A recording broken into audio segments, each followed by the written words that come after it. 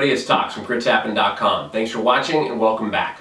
Today we've got a special preview for a Kickstarter game. Now this is completely unpaid. This is just a game that I was interested in, contacted the developers, and they sent us a print and play copy of it, so we're going to take a second and show it to you. And actually sitting in front of me are the entire 2 cards for the game that we're going to be playing with. This is called Shift. What's sitting in front of me are 2 of the character cards out of 10 that you get with Season 1 of this single card collectible card game. Collectible card game is really the easiest way to describe it, even though you're getting all of them in a pack when you buy in or pledge into this program or this project. But sitting in front of me are 2 cards. The first one is Neon Blade Gemini, and the other one is Vampire Knight Barry. So it's very whimsical, it's very kind of anime type feel to it. But the whole concept behind Shift is that everything you need to play the game is on 1 card. And you're going to battle somebody else who has 1 card. And you can use coins or you can use dice or different things like that, which we'll show you as we get into gameplay. But essentially it's the first person to deal 6 damage to the opponent is going to win. And the primary concept is that you're going to shift gears. You'll notice that each card, and we'll zoom in a little bit to show you this, but each card has gears around each edge, with the bottom having first gear, the sides having second gears, and you can shift to 2 different second gears, and then ultimately a third gear, which is going to provide your highest attack. But how does it play? Is it fun? Is it something that might be interesting to you to go ahead and pledge into? We hope to answer those questions. Myself and my trusty partner Kraken Dan are going to sit down and play a game between these 2 characters. We're going to show you kind of the ins and the outs. And mind you, we're about maybe 5 to 10 games in, so we are not the experts by any means whatsoever. This is just a chance to preview the game, let you take a look at it and see how the game flow works. But if you do have any interest in it, you can check out the links below in the video, and we'll put a link to the Kickstarter project for Shift.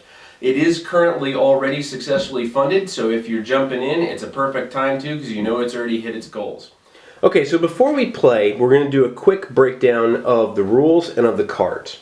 The rules are really simple. On your turn, you can either attack or you can shift. And when you shift, you choose to go from the gear you're in this case gear 1, to the next highest gear. So I could go to this gear 2. Now you'll notice that I have the option of turning the card either direction because there are 2 different gear 2s that I could shift to. The advantages are going to play out throughout the game, and there's going to be times where I'll want to have one over the other, but essentially you're going to have different attack values. So you'll see this one is 1,000 and the other gear for gear 2 is 1,200. This gear offers me 900 defense, the other second gear offers me 400 defense. So there's going to be some trade-offs and some questions I have to ask myself as I shift up. But you can shift from gear 1 to any gear 2, or if you're already in gear 2, you can shift to gear 3. And shifting is going to be a resource type or hand management or card management that you're going to have to deal with throughout the game. In addition, you'll see these gray boxes, and you can only read them when it is horizontal to the gear that you're in. The gear, or the modifiers, which is what these are called, is what you'll be using in addition to your natural attack to attack your opponents. And attacking is really simple. If my attack value is greater than my opponent's defense value, then they take a damage. And in our case, we've just been using coins. We'll explain the coins in a second. But a heads-up coin is going to be both a damage and a spirit. Now, spirit is an additional resource in the game. You're going to be able to spend your damage as spirit. And when you spend it, we just flip it over to show that it's spent by showing a tails side. So if I were to have this scenario here with 2 damage on me, I would have one that's an active spirit I could use, and one that is an inactive spirit that I've already used. And yes, as you can imagine, there's going to be ways to refresh your spirit throughout the game. But essentially, those are the basic rules. There's going to be additional things that we'll talk about during the gameplay, like the modifiers, the alpha, the beta, the omega, and the delta modifiers. But why don't we go ahead and pan back, we'll start playing a game, and we'll show you what there is to shift. Okay, so the way that we have this set up, I am on this side of the table, and I am Vampire Knight Barry, and Dan is on that side of the table, and he is Neon Blade Gemini. And we have our stacks of quarters, not that us adults have ever played that game before. Do you want to just flip, see who goes first? Sure. Call it. Heads. It is tails. I will go first. Alright. So again, when you start the game, you have, or on any of your turns, you have two options. You either shift or you attack. So currently I have 500 attack to Dan's 500 defense, which would not be enough to damage him. You need to be higher than the defense. Now I could choose to attack right now and use one of my modifiers, but I'm going to have to flip a coin for either my alpha or my beta. And you'll see that it says for my alpha, which is the red A symbol, if I flip a coin and get a heads, I get plus 400 attack. So I would have 900. I could use my beta and flip 2 coins, and if I get a heads and a tails in any order, I get a 3 plus 300 attack. But more importantly is if I get a heads and a tails in that specific order by flipping 2 coins, then I get the crit symbol, which is at the end, which is that little diamond. Now, the crit here says shift, which allows Barry to shift at the end of the turn for free, which would be very nice. Of course, it's a gamble because you really, don't know what the odds are going to be, or you know what the odds are going to be, but you're going to have to get the heads and the tails in a row. So I think the first thing I am actually going to do is go on the offense, and I'm going to declare an attack against Dan, and I'm going to use my beta modifier. So I'll try and do the heads and the tails. So I'll take a coin, and I will flip, and I will get a heads, and then I will flip a second coin, and I will get a tails. So that was pretty awesome. So now I have plus 800 attack, and the crit will trigger at the end of the turn. So he has no way of stopping that. So he's going to take a damage, and he's going to put it heads up to show that it's both 1 damage and 1 spirit. And again, the first person to get 6 damage on an opponent is going to win, whether it counts as spirit damage or whether it's inactive. Now then, because I got the heads and the tails in that row, in that order, I get to trigger the crit, and again the crit is shift, so I can shift to either gear 2 that I want to shift to, and I am going to shift clockwise and go to the one that gives me 1200 attack and 900 defense. So that's the end of my turn, and it's all you. Okay, well my turn's going to be a little easier. I'm actually not going to attack, I'm just going to shift. And I think I'm going to go ahead and shift this way, as the benefit for it is I have an active ability.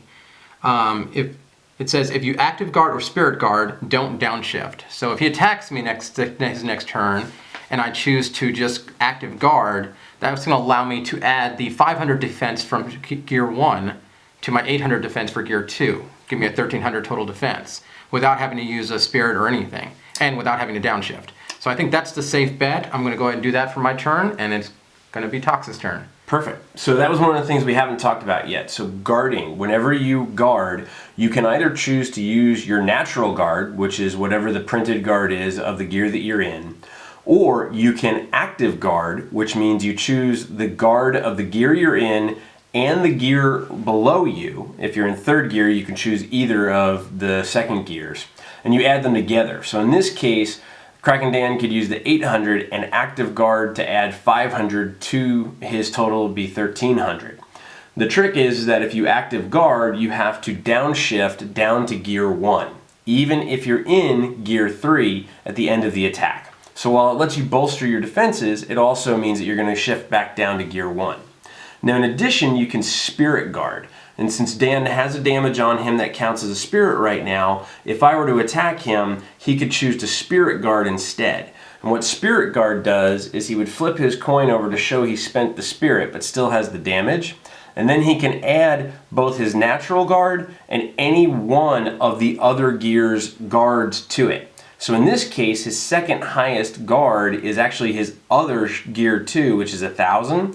So he has the option on his turn, if I attack him, of either naturally guarding for 800, active guarding for 1300 and then downshifting to 1, or spirit guarding for 1800 and additionally downshifting to gear 1. Because when you active guard or spirit guard, you're going to end up back at gear 1 at the end of the battle.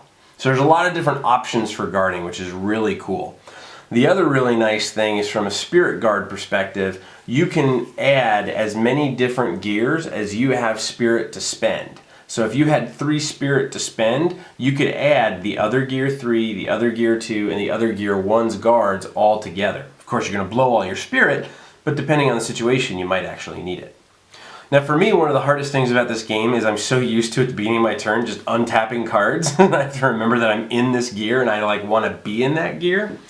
So after all that, I will go ahead and take my second turn. And my options again are either shift to gear 3 or stay in gear 2 and attack. Now, the other thing we didn't talk about is when you attack at the end of your turn, you downshift to gear 1 as well. So if you want to get to gear 3, you're going to have to get there first, then attack, and then downshift down to 1. So my options now are an alpha attack of two coins to flip to get plus 200. If I get both a tail and a head, I get plus 200. But if I get a tail and a head in that order, I get the plus 200 plus the crit, which is this symbol with the blue and white lines. And that says duo. When your turn is over, you skip your opponent's turn. So I would basically get to go again if I got that crit. Now my beta is very simple. It says heads. I flip 1 coin, and if I get a head, I then flip 2 more coins, and for each head I get plus 200. So I could potentially have 400 in addition to my 1200 attack. But more important for Barry in this attack is the crit. And the crit is this little yellow and white dot, and that says spirit. And what I get to do if I hit that crit is I get to refresh all of my spirit, which is pretty powerful later in the game. For right now, it's not really too powerful. So my options naturally would be to choose to attack with my 1200 against Dan's defense of 800. He could active guard and have 1300, which means I'm going to have to get a modifier. He could Spirit Guard and go all the way up to 1800, which would make it really hard to go ahead and do that. So I think I am actually going to go ahead and take a risk, and I am going to try and use the beta modifier, which is the get a heads and then flip 2 coin and attack you. So you need to declare if you're going to active or spirit defend. I will active guard for 1300. All right, so he's going to active guard for 1300. So I'm going to flip 1 coin, and it's a heads. So now because it's a heads, I get to flip 2 coins, and for each additional head, I get plus 200. 1 and 1. So I get plus 200, which makes it 14 to his 1300. So he's going to take another damage. Now, because I did get the head, again, we've talked before about getting them in order gets you the crit. When you have a modifier that has a crit and only 1 coin, all you have to do is nail that coin, which I did. So I get the crit, but again, it only lets me refresh my spirit, which in this case I have no damage and I've spent no spirit, so it doesn't really matter. So now because I attacked, I'm going to downshift to gear 1, and because Dan active guarded, he's going to downshift to gear 1 as well. Actually, I'm not, because my ability on this gear is if you active guard or spirit guard, don't downshift. Bingo. Very nice. So he's got a delta ability, which is the green triangle, which is always persistent and always looking for something like that. So that's beautiful. So you get to stay in that gear, and you're in position now to start doing some damage to me.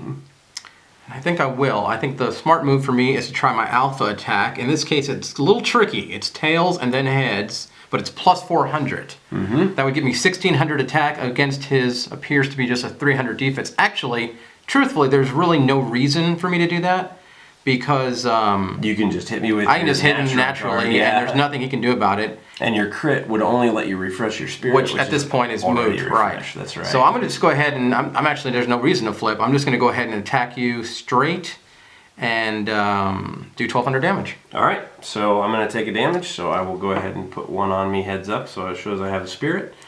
And now I will downshift, because you'll downshift that I can't escape. That's right. Now, Gemini also has a really cool ability, and she can basically spirit shift. And she can do this at the beginning or the end of her turn, where she can spend her spirit to shift up to other gears. And she can do it twice. So right now he does actually have the option of spending both of his spirit to shift all the way up to gear 3 if he wants to. Which I'm not going to do yet. Perfect. I like that idea. All right, so it's back to me. So you can see it's really fast, and we're taking a lot of time and explaining a lot of the rules. We've been able to play games like this in literally like 5-10 minutes because it moves so fast. You can lose coins if you flip too fast though, so I would be careful of that. I am going to go ahead and actually flip and shift to gear 2, but I am going to do the other gear 2. And in this gear 2 I have 1000 natural attack, I have 400 natural guard, and I have 2 different modifiers. I have an alpha modifier that is interesting, we haven't seen this one before. it is 3 coins that I have to flip, and if I successfully hit a tails, a head, and then this little gray extra circle is either. So I can hit tails, head, and either hit tail or head. Then my opponent's guard is minus 300. And in addition, it has the crit of the heal symbol, which would allow me to heal 1 damage. Now, as you can imagine, you may not want to heal unspent spirit. So one of the interesting things about the game is kind of managing the damage on your character. But in addition, I too now have a Delta ability, or a Delta modifier, and it says Delta, opponents can't spirit guard. So while he has those 2 spirit to spend, he won't be able to spend them for guarding right now. So that'll be the end of my turn, and it'll be all you.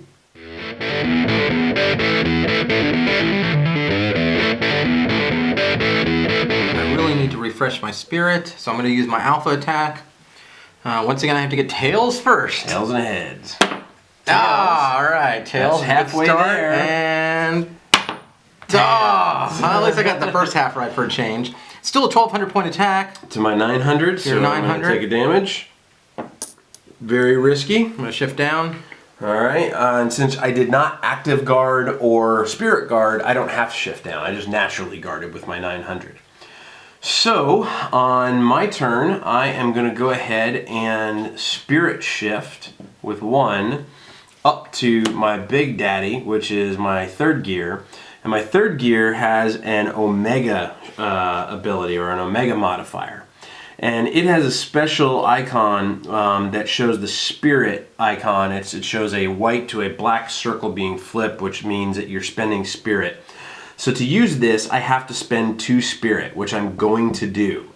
And the amazing thing about this is I declare my attack with my Omega. I flip my 2 spirit, and I don't have to flip any coins.